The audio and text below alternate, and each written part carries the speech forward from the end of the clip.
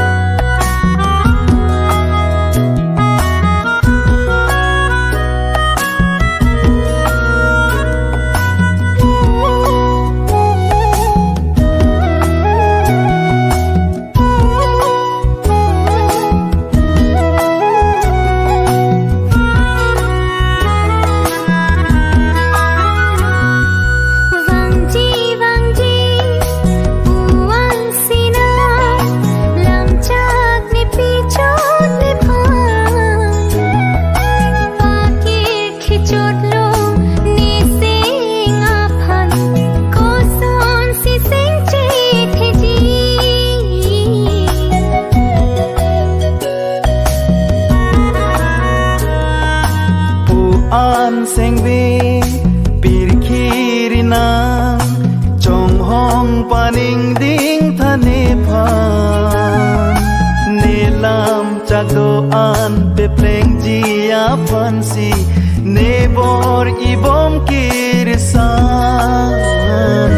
likai boti long ji pusi ko pan ne mang mo kahe ma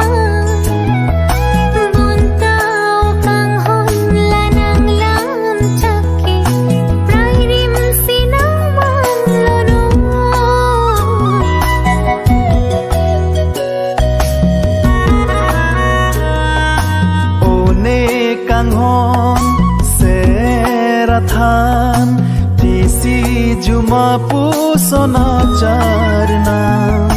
sengve chethe non pini pen ne phan lam chak pleng vek pu kang hon singbe chithe ave ne nang phan pangve krang a son nang ni phan non ma lam ka mon thina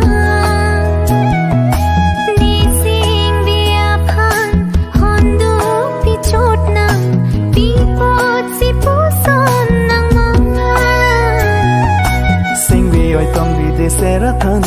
jude renang son acanam munthi pangve krang krenang pha apor kadore